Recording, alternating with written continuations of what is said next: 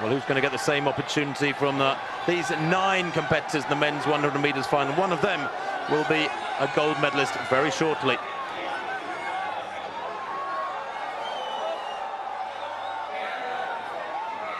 Out of the darkness and into the light. A 9-man men's 100-metre final. Well, we saw images of the call room a couple of moments ago. I suspect that over the course of the last 15 minutes, that was the quietest room in Beijing.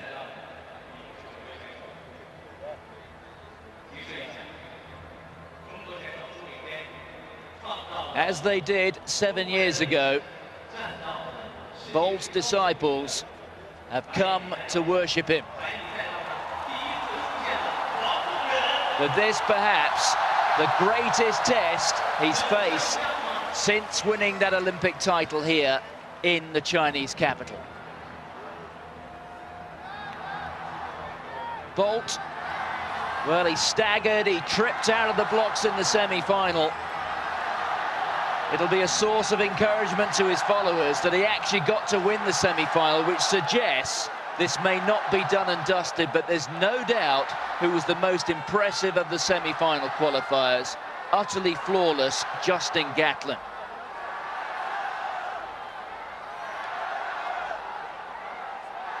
Nine men ran sub 10 seconds in the semi-finals. All of them are here for the final.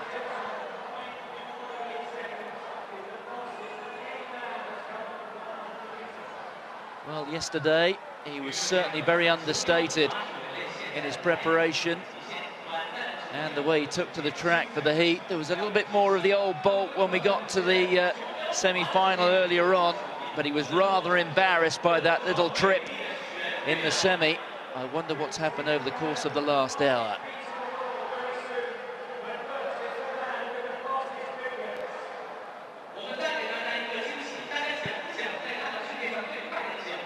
They pointed out in Beijing, 15 minutes past 9. It is the ability... Well, that's new. That's a novelty, Martin. Is that part of the brave new world? It adds an extra dimension to the mental preparations for those men.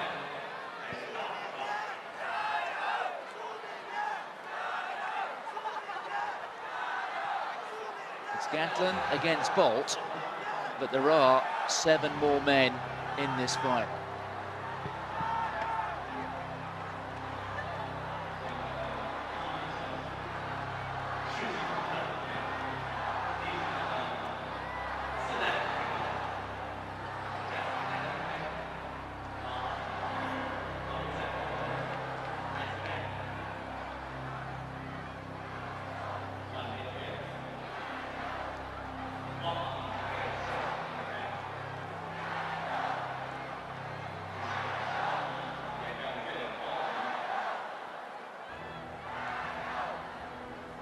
Bolt, the world record holder, the holder of the championship record.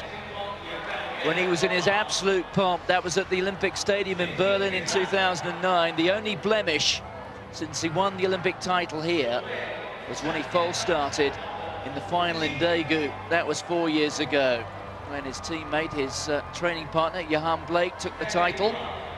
But at this level, unbeaten otherwise, in global championship finals.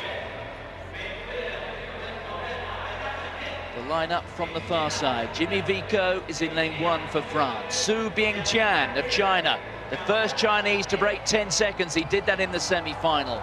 Bromell of the United States, the youngest man to ever break 10 seconds. He's in lane 3. Mike Rogers, 9.86 in his semi-finals in 4. Bolt is in 5. Tyson Gay, the 2007 champion, is in 6. Justin Gatlin, the favourite, another former champion, is in lane 7. Asafa Powell, who's broken 4 world records in his time, is in lane 8. And Andre de Grasse, something of a surprise in the semi-final, the US collegiate champion, is in lane 9. Looking on there, by the way, Terence Trammell, the former high hurdler.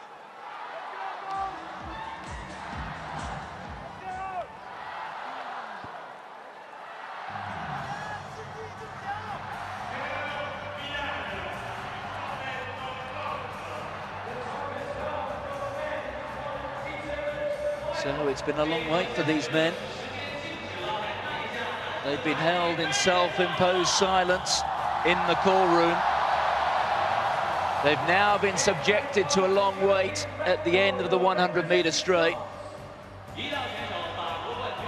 It really is a preamble that would do a whole world heavyweight title boxing match justification. There's Jimmy Vico.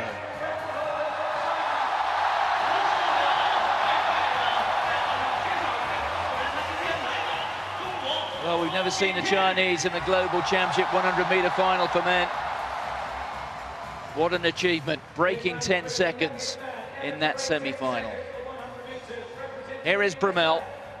He's broken 10 seconds twice over the course of the last 20-odd hours. Can he make it 3, and will it be good enough to earn a medal? Mike Rogers. Well, on an annual basis, he seems to make these teams. But he is really the never-quite man. He was impressive in that semi-final, 9.86.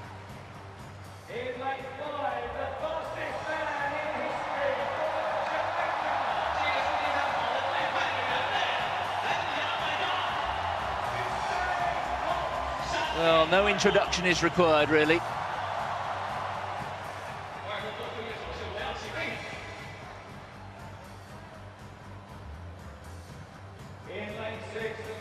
Here's Tyson Gay. Did the sprint double in Osaka in 2007. He was eliminated in the semi-finals in the 100 meters the following year. That at the Bird's Nest in the Olympic Games. He's laid that ghost to rest by making the final this time.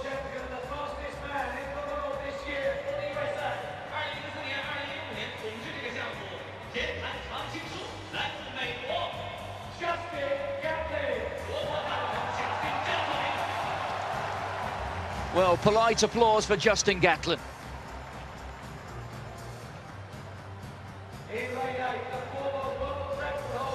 Well, here's the Jamaica team captain.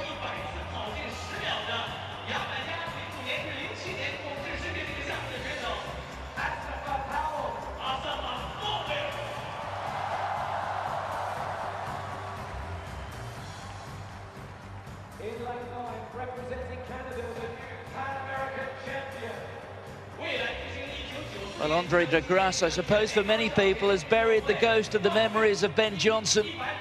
1988, 27 years ago now. Canada have a world-class sprinter again.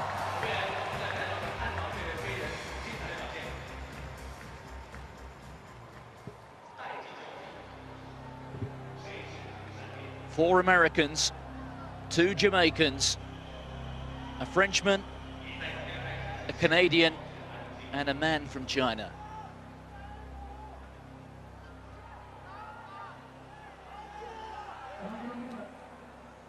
The Bird's Nest is where in 2008 Usain Bolt was crowned Sprint King. 7 years on, is the same venue about to witness his abdication.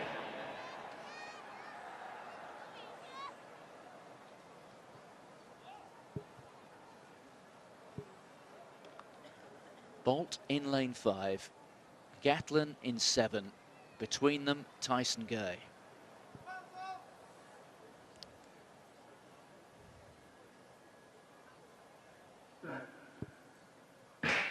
The raw power of Gatlin explodes out of the blocks. Bolt has got away better this time. Bolt is coming through, but Gatlin's powering away. Can Bolt get there? I think he can!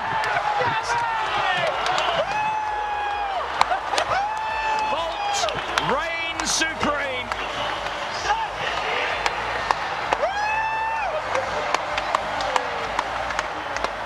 We're awaiting confirmation. It's incredibly close. But Usain Bolt is the winner, and his star has never shone brighter before. Cometh the moment, cometh the man, Martin. I knew I should have had a tenner on him. Bolt produced it. I just had a sneaking feeling that he was keeping his powder dry. I thought he looked great in London a month back. I thought he looked okay in his heat yesterday. He looked absolutely dreadful and stumbled at the start of his semi. But that, Martin, was something closer to the Usain Bolt we all know and love. And I know that that win has been celebrated so much more than most others for so many reasons. Gatlin's such a controversial character. We're surrounded here by dozens of agents and other VIPs of the sport of track and field athletics, and almost to a man they were cheering that win from Usain Bolt. Well, Bolt's long levers cranked through the gears. 9.79 the confirmed time, 9.80 for Gatlin. Andre de Grasse for Canada. Canadian sprinting is back, and back in a big way. Well, we could see the gears were cranking up with Usain Bolt, but we didn't know if they would get him there in time. They did. And Justin Gatlin, well, that's a smile, but I suspect it's a rather forced one, because Usain Bolt, the question marks about him, well, they got larger and larger. He did put in a decent performance in London, which suggested that maybe, just maybe, he might get it back.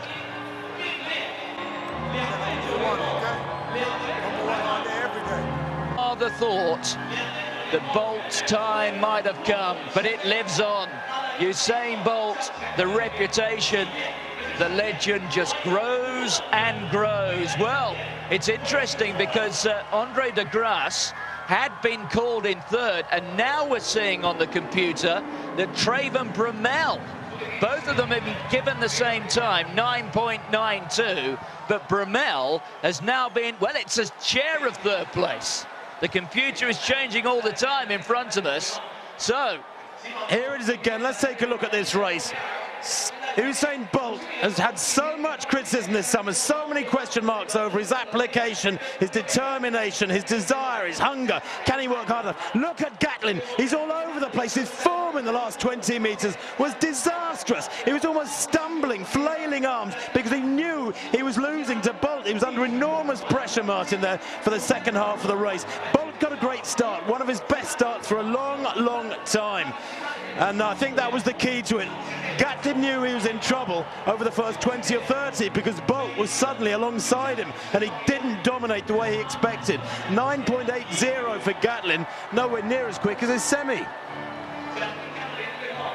Well, it's amazing, isn't it, after the string of sub-10 performances, just the first 5 here, ducked inside the 10 seconds. Well, it's a long time since we've seen Usain Bolt having to dip and strain at the finish line in a 100-metre final.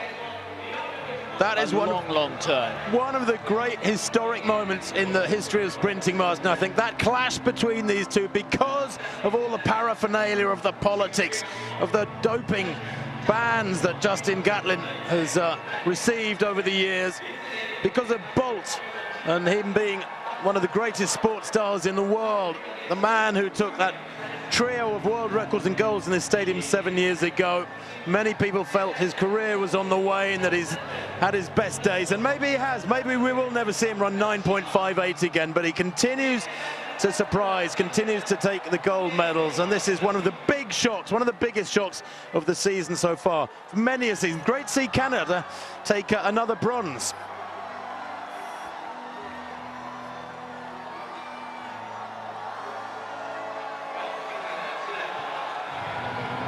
Well, who would have thought that we would say Usain Bolt winning an Olympic 100 metres final is a shock? It's his third world title at the distance.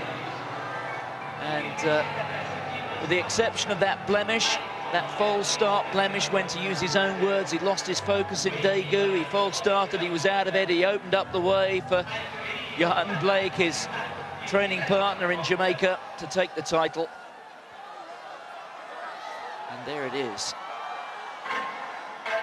Well, you have to be able to produce the goods when it matters. Jimmy Vico, 9.86 in Paris to equal the European record some 5 or 6 weeks back. Tonight, 10 seconds dead in 8th place. This was the night he needed his big performance, Jimmy Vico. If he'd run 9.86 tonight, he'd have taken a bronze medal. But Usain Bolt there. Somebody said to me earlier, they think he even looks slightly overweight at the moment. He's just a big lad. He's got masses of muscle. He was a skinny 16-year-old when he took his first World Junior title. He's put on an awful lot of weight since then. Gatlin then, and watch Gatlin, look at this. The arms flailing, the body leaning forwards, way before the tape. Didn't hold his form. Guilty there of succumbing to the pressure applied by Bolt a couple of lanes to his left. And that might have been critical because he lost, remember, by 1/100th of a second. And they are talking about tiny margins when you're getting down to hundreds. Not the thickness of a vest, but not too many vests, I can tell you. He's even striking the familiar poses, isn't he? It's a moment, Martin, that many of us feared we'd never see again, quite frankly, isn't it? Because, you know, Gatlin has dominance on the circuit this year. Month after month, race after race has been quite staggering. And you know, Bolt hasn't got close to him on paper, albeit the fact that they haven't raced before today. But all credit to Usain Bolt. He's clearly worked very hard since he ran so well in London. That wasn't a false indication of his fitness. He's put in a month's good work, and he's a metre or two better. Well, a penny for his thoughts when he goes back to that warm-up room, which was absolutely silent for 15 minutes while they sat there and waited to be called. I wonder if under his breath he might just say, blimey, I got away with that one. Do you know, Gatlin was in the lead there. That overhead shot, very revealing. I reckon he had a lead of just a very few inches, about 30 metres out. But the pressure from Bolt, who was working so hard to catch him, got to Gatlin. And you could argue that it was a psychological victory, that, for Bolt over Gatlin, who succumbed when the pressure was on. The form went, and it's so ironic because people have been saying that Gatlin looked absolutely fantastic in his Heaton semi-final, haven't they? Technically, I've heard so much praise about Gatlin's form yesterday and today in his semi-final. Well, he's run slower, hasn't he, than he won in his semi-final when he wasn't really stretched. So well, it does go to show, and looking at the performances through there, it's not because the conditions have really changed, it's because the added stresses and the strains, the muscles tighten, and simply they don't perform. So there is clearly an optimum effort level, there's an optimum stress level that sprinters have to run with. And I think because he's been there so many times before, because he is so relaxed, Usain Bolt maybe naturally strikes that balance. How ironic, Gatlin's composure letting him down. But there'll be many of us raising a beer to that victory. It's not the vest, it's the man and what he symbolises. And I've been reading headlines today, people saying that were Gatlin to win, it would be an absolute disaster for the sport. Well, we've been talking about the new era under the management of Sebastian Coe, the new IAAF president. Usain Bolt has tonight proven to be a wonderful bridge between the old and the new. He still reigns, and I rather feel that that is a huge shot in the arm for the sport of athletics after the successful election of Sebastian Coe a few days ago. Good guys can win, they can come out on top. Coe, Ovett, Cram, all in this arena, and they likewise, like Martin and I, will have been punching the air as they saw Bolt cross the line there in the lead. Well, of course, that will be dissected by Maurice Green for Eurosport with some real expertise. Martin, the highlight of the day, the highlight of the championship so far. Do you think it might 20-kilometre walk. Do you think it might have been the height? No, I'm saying it is. What about, do you think come the